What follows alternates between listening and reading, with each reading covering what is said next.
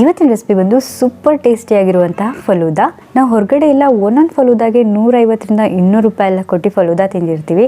But ಮನೆಯಲ್ಲಿ ಅಷ್ಟೇ ದುಡ್ಡಿಗೆ ಇಡೀ ಮನೆ ಮಂದಿಗೆಲ್ಲ ಆಗೋಷ್ಟು ಫಲೂದಾ ಈಸಿಯಾಗಿ ಮಾಡ್ಕೋಬೋದು. ಫಲೂದಾ ಮಾಡಲಿಕ್ಕೆ ಸ್ವಲ್ಪ ದೊಡ್ಡ ಪ್ರೊಸೀಜರ್ ಇದೆ ಮತ್ತು ಅದಕ್ಕೆ ಸ್ವಲ್ಪ ಇಂಗ್ರೀಡಿಯೆಂಟ್ಸ್ಗಳು ಕೂಡ ಬೇಕಾಗುತ್ತೆ. ಸೊ ಸಿಂಪಲ್ ಆಗಿ ಫಲೂದಾನ ಮನೆಯಲ್ಲಿರುವಂಥ ಇಂಗ್ರೀಡಿಯೆಂಟ್ಸಲ್ಲಿ ಯಾವ ರೀತಿ ಮಾಡೋದು ಅಂತ ಸರ್ಚ್ ಮಾಡಬೇಕಾದ್ರೆ ಆನ್ಲೈನ್ನಲ್ಲಿ ಇವತ್ತಿನ ರೆಸಿಪಿ ಸಿಕ್ತು. ಸಖತ್ ಸಿಂಪಲ್, ಟೇಸ್ಟ್ ಕೂಡ ಸೂಪರ್ ಆಗಿರುತ್ತೆ. ಹೇಗಿದ್ರು ಬೇಸಿಗೆ ಆಗಿರೋದ್ರಿಂದ ಚಿಲ್ಡ್ ಅಂದರೆ ಕೋಲ್ಡ್ ಒಂದು ಫಲೂದಾ ತಿಂದರೆ ಎಷ್ಟು ಚೆನ್ನಾಗಿರುತ್ತಲ್ಲ. ಸೊ ವಿಡಿಯೋ ಇಷ್ಟ ಆದರೆ ಲೈಕ್ ಮಾಡಿ, ನಿಮ್ಮ ಫ್ರೆಂಡ್ಸ್, ಫ್ಯಾಮಿಲಿ ಮತ್ತು ನಿಮ್ಗೆ ಗೊತ್ತಿರೋರು ಎಲ್ಲರಿಗೂ ಈ ವಿಡಿಯೋನ ಶೇರ್ ಮಾಡಿ. ನಮ್ಮ ಚಾನಲ್ನಲ್ಲಿ ಇರುವಂಥ ಎಲ್ಲ ವೀಡಿಯೋಗಳನ್ನ ಒಂದ್ಸರಿ ನೋಡಿ. ನಿಮಗೆ ಚಾನಲ್ ಇಷ್ಟ ಆದರೆ ಈ ಕೂಡಲೇ ಕೆಳಗಡೆ ಕಾಣ್ತಿರೋ ರೆಡ್ ಕಲರ್ ಸಬ್ಸ್ಕ್ರೈಬ್ ಬಟನ್ನ ಪ್ರೆಸ್ ಮಾಡಿ ಸಬ್ಸ್ಕ್ರೈಬ್ ಆಗಿ, ಮತ್ತು ಪಕ್ಕದಲ್ಲಿರೋ ಬೆಲ್ಲೈಕನ್ನ ಪ್ರೆಸ್ ಮಾಡಿ ಆಲ್ ಅಂತ ಟ್ಯಾಪ್ ಮಾಡೋದನ್ನು ಮಾತ್ರ ಮರಿಬೇಡಿ. ಸೊ ತಡ ಮಾಡದೆ ವಿಡಿಯೋ ನೋಡೋಣ ಬನ್ನಿ. ಈ ರೀತಿಯಾದಂಥ ರೆಡಿಮೇಡ್ ಫಲೂದಾ ಮಿಕ್ಸ್ ಏನು ಸಿಗುತ್ತೆ, ಇದನ್ನ ನಾನು ಇವತ್ತಿನ ವಿಡಿಯೋದಲ್ಲಿ ಯೂಸ್ ಮಾಡ್ತಾ ಇಲ್ಲ. ಬದಲಿಗೆ ಮನೆಯಲ್ಲಿರುವಂತಹ ಅಥವಾ ಈಸಿಯಾಗಿ ಸಿಗುವಂತಹ ವಸ್ತುಗಳಿಂದ ಫಲೂದಾ ಹೇಗೆ ಮಾಡೋದು ಅಂತ ನೋಡೋಣ. ಒಂದು ವೇಳೆ ನಿಮಗೆ ಈ ರೀತಿಯಾದಂಥ ಫಲೂದಾ ಮಿಕ್ಸ್ ನಿಮಗೆ ಸಿಕ್ಕೋದಿದ್ರೆ ಹೇಗೆ ಮಾಡೋದು ಅಂತ ಮತ್ತೊಮ್ಮೆ ಯಾವಾಗನಾದರೂ ವಿಡಿಯೋ ಮಾಡಿ ಹೇಳ್ಕೊಡ್ತೀನಿ. ಇಲ್ಲಿ ನಾನು ಸ್ವಲ್ಪ ಅಂದರೆ 1-2 ಸ್ಪೂನಷ್ಟು ಚಿಯಾ ಸೀಡ್ಸ್ ತಗೋತಾ ಇದ್ದೀನಿ. ಚಿಯಾ ಸೀಡ್ಸ್ ಸಿಕ್ಕಲಿಲ್ಲ ಅಂದರೆ ನೀವು ಸಬ್ಜಾ ಸೀಡ್ಸ್ ಕೂಡ ತಗೋಬೋದು. ಅದಕ್ಕೆ ಕನ್ನಡದಲ್ಲಿ ಕಾಮ ಕಸ್ತೂರಿ ಬೀಜ ಅಂತ ಕೂಡ ಕರೀತಾರೆ. ಎಲ್ಲ ದಿನಸಿ ಅಂಗಡಿಗಳಲ್ಲಿ ಕೂಡ ಈಸಿಯಾಗಿ ಸಿಗತ್ತೆ. ಈ ಬೀಜಗಳು ನಮ್ಮ ದೇಹಕ್ಕೆ ಅಂದರೆ ನಮ್ಮ ಆರೋಗ್ಯಕ್ಕೆ ತುಂಬಾ ಒಳ್ಳೆಯದು. ಡಯಾಬಿಟಿಸ್ ಪೇಷಂಟ್ಸ್ಗಾಗಲಿ ಅಥವಾ ಹಾರ್ಟ್ಗೆ ಸಂಬಂಧಪಟ್ಟಂಥ ಯಾವುದೇ ರೀತಿಯಾದಂಥ ಡಿಸೀಸಸ್ಗಾಗಲಿ ತುಂಬಾ ಒಳ್ಳೆಯದು. ವೆಯ್ಟ್ ಲಾಸ್ಗಾಗ್ಬೋದು, ಎಲ್ಲದಕ್ಕೂ ತುಂಬಾ ಒಳ್ಳೆಯದು. ಪ್ರೋಟೀನ್ಸ್ ಆಗಲಿ ಫೈಬರ್ ಆಗಲಿ ತುಂಬಾ ಜಾಸ್ತಿ ಇರುತ್ತೆ ಈ ಚಿಯಾ ಸೀಡ್ಸ್ನಲ್ಲಿ. ಆದಷ್ಟು ನೀವು ಇದನ್ನ ಡೈಲಿ ನೀರಲ್ಲಿ ನೆನೆಸ್ಕೊಂಡು ಕುಡಿದ್ರು ಕೂಡ ತುಂಬಾನೇ ಒಳ್ಳೇದು. ನಾನಿಲ್ಲಿ ಇದನ್ನ ಫಲೂದಾ ಮಾಡ್ಲಿಕ್ಕೆ ಯೂಸ್ ಮಾಡ್ತಾ ಇದ್ದೀನಿ. ಸ್ವಲ್ಪ ಹೊತ್ತು ಅಂದ್ರೆ ಒಂದು 10 ನಿಮಿಷ ಇದನ್ನ ನೀರಲ್ಲಿ ನೆನೆಸಿಟ್ರೆ ಸ್ವಲ್ಪ ದಪ್ಪ ಆಗುತ್ತೆ. ಆ ನಂತರ ಇದನ್ನ ಫಲೂದಾದಲ್ಲಿ ಹಾಕೋಬಹುದು. ನೆಕ್ಸ್ಟ್ ಇದ್ರ ಜೊತೆಗೇನೆ ನಾನಿಲ್ಲಿ ಸ್ವಲ್ಪ ಶಾವ್ಗೆ ತಗೊಂಡಿದ್ದೀನಿ. ಒಂದು 2-3 ಟೀ ಸ್ಪೂನ್ ಅಷ್ಟು ಶಾವ್ಗೆ ತಗೊಂಡಿದ್ದೀನಿ ಅಷ್ಟೇ. ಇದನ್ನು ಕೂಡ ಸ್ವಲ್ಪ ಬಿಸಿನೀರಲ್ಲಿ ನೆನೆಸ್ಕೊತಾ ಇದ್ದೀನಿ.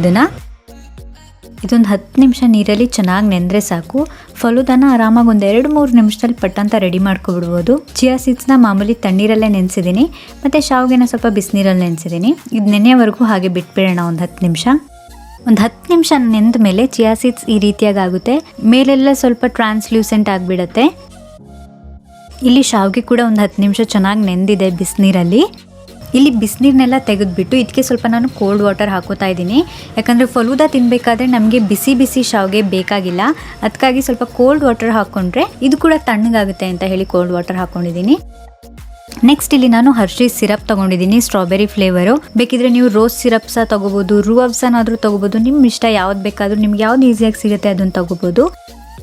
3 ಸ್ಪೂನಷ್ಟು ಇಲ್ಲಿ ನಾನು ಸ್ಟ್ರಾಬೆರಿ ಸಿರಪ್ ತೊಗೊಂಡಿದ್ದೀನಿ.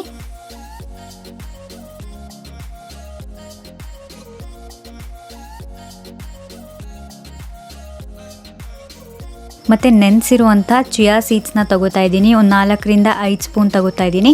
ಅಂದರೆ ನಾನು ತೊಗೊಂಡಿರೋ ಗ್ಲಾಸ್ ಸ್ವಲ್ಪ ದೊಡ್ಡದಿದೆ, ಹಾಗಾಗಿ ಎಲ್ಲನೂ ಸ್ವಲ್ಪ ಜಾಸ್ತಿ ಹಾಕೋತಾ ಇದ್ದೀನಿ.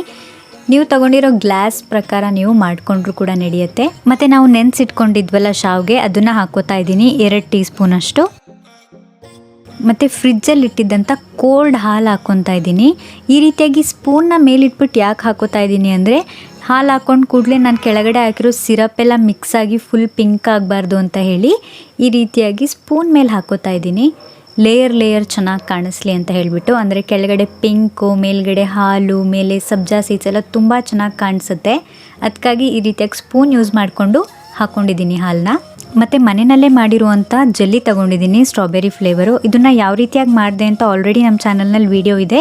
ಕೆಳಗಡೆ ಡಿಸ್ಕ್ರಿಪ್ಷನ್ ಬಾಕ್ಸಲ್ಲಿ ಈ ಜೆಲ್ಲಿದು ವಿಡಿಯೋ ಲಿಂಕ್ ಹಾಕಿರ್ತೀನಿ, ಚೆಕ್ ಮಾಡಿ ನೋಡಿ. ಇಲ್ಲಿ ನಾನು ವೆನಿಲಾ ಐಸ್ ಕ್ರೀಮ್ ತೊಗೊಂಡಿದ್ದೀನಿ. ಯಾವ ಕಂಪ್ನಿದು ಬೇಕಾದರೂ ನೀವು ವೆನಿಲಾ ಐಸ್ ಕ್ರೀಮ್ ತೊಗೋಬೋದು.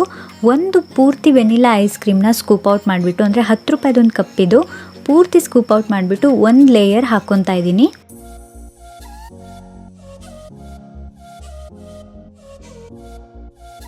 ನೆಕ್ಸ್ಟ್ ಇದಕ್ಕೆ ನಾನು ಡ್ರೈ ಫ್ರೂಟ್ಸ್ ಹಾಕೋತಾ ಇದ್ದೀನಿ. ಪಿಸ್ತಾ, ಗೋಡಂಬಿ, ಬಾದಾಮಿ ಎಲ್ಲ ಸಣ್ಣದಾಗಿ ಸ್ವಲ್ಪ ಕಟ್ ಮಾಡಿಬಿಟ್ಟು ಹಾಕ್ಕೊಂಡಿದ್ದೀನಿ. ನಿಮ್ಗೆ ಯಾವ ಡ್ರೈ ಫ್ರೂಟ್ಸ್ ಇಷ್ಟನೋ ಅದನ್ನ ನೀವು ಹಾಕೋಬೋದು. ಇದ್ರ ಮೇಲೆ ಸ್ವಲ್ಪ ಚೆನ್ನಾಗಿ ಕಾಣಿಸ್ಲಿ, ಒಂದು ಪಿಂಕ್ ಲೇಯರ್ ಚೆನ್ನಾಗಿ ಕಾಣಿಸ್ಲಿ ಅಂತ ಹೇಳಿಬಿಟ್ಟು ಇನ್ನೊಂದು ಸರಿ ಹರ್ಷೀಸ್ ಸಿರಪ್ ಹಾಕ್ಕೊಂಡಿದ್ದೀನಿ, strawberry flavour.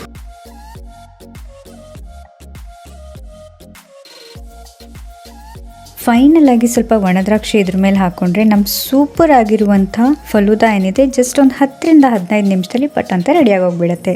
Syrup, dry fruits, jelly ಎಲ್ಲ ಹಾಕಿರೋದ್ರಿಂದ ತುಂಬಾ ಚೆನ್ನಾಗಿರುತ್ತೆ ಇದ್ರ ಟೇಸ್ಟು. ನೀವು ಕೂಡ ಮನೆಯಲ್ಲಿ ಟ್ರೈ ಮಾಡಿ ನೋಡೋದನ್ನು ಮಾತ್ರ ಮರಿಬೇಡಿ. ಸೊ ಇವತ್ತಿನ ವಿಡಿಯೋದಲ್ಲಿ ನಾನು ಟ್ರೈ ಮಾಡಿ ನೋಡಿದ್ದು ಮೈ ಕೈಂಡ್ ಆಫ್ ಪ್ರೊಡಕ್ಷನ್ ಅನ್ನೋ ಚಾನಲ್ ಅವ್ರದ್ದು. ಬೇಕಿದ್ರೆ ಒಮ್ಮೆ ಆ ಚಾನಲ್ನ ಚೆಕ್ ಮಾಡಿ ನೋಡಿ. ನಿಮಗೂ ಕೂಡ ಯಾವುದಾದ್ರೂ ಚಾನಲ್ದು ನಾನು ರೆಸಿಪಿ ಟ್ರೈ ಮಾಡಿ ಚೆನ್ನಾಗಿ ಬಂತೋ ಇಲ್ವೋ ಅಂತ ಹೇಳಬೇಕು ಅನ್ನೋದಿದ್ರೆ ನೀವು ಕಮೆಂಟ್ ಮಾಡಿ ನನಗೆ ಕೇಳ್ಬೋದು. ಯಾವ ಚಾನಲ್ದು ಯಾವ ರೆಸಿಪಿ ನಿಮಗೆ ಮಾಡಿ ನಾನು ರಿವ್ಯೂ ಕೊಡಬೇಕು ಅಂತ ಹೇಳಿ ನಾನು ನಿಮಗೆ ಒಂದು ವಿಡಿಯೋ ಮಾಡಿ ಹಾಕ್ತೀನಿ. ಅಥವಾ ತುಂಬ ದಿನದಿಂದ ಯಾವುದಾದ್ರೂ ರೆಸಿಪೀಸ್ ನೀವು ಟ್ರೈ ಮಾಡ್ತಿದ್ರೆ ಸರಿ ಬಂದಿರೋದಿಲ್ಲ ಅಂತ ರೆಸಿಪೀಸ್ ಕೂಡ ನೀವು ಕೆಳಗಡೆ ಕಮೆಂಟ್ ಸೆಕ್ಷನಲ್ಲಿ ಕಮೆಂಟ್ ಮಾಡಿ ಕೇಳಿದರೆ ನಾನು ಸಿಂಪಲ್ ಆದಂಥ ರೆಸಿಪಿ ಹುಡುಕ್ಬಿಟ್ಟು ನಿಮಗೆ ವಿಡಿಯೋ ಮಾಡಿ ಹೇಳ್ಕೊಡ್ತೀನಿ. ಸೊ ವಿಡಿಯೋ ಇಷ್ಟ ಆದರೆ ಲೈಕ್ ಮಾಡಿ, ನಿಮ್ಮ ಫ್ರೆಂಡ್ಸ್ ಫ್ಯಾಮಿಲಿ ಎಲ್ಲರಿಗೂ ಶೇರ್ ಮಾಡಿ. ನೀವಿನ್ನೂ ನಮ್ಮ ಚಾನಲ್ಗೆ ಸಬ್ಸ್ಕ್ರೈಬ್ ಆಗಿಲ್ಲ ಅನ್ನೋದಿದ್ರೆ ಈ ಕೂಡಲೇ ಸಬ್ಸ್ಕ್ರೈಬ್ ಆಗಿ. ನಾನು ನಿಮಗೆ ಸಿಗ್ತೀನಿ ಮತ್ತೊಂದು ವಿಡಿಯೋ ಜೊತೆ. ಅಲ್ಲಿವರೆಗೂ ಹ್ಯಾಪಿ ಕುಕಿಂಗ್.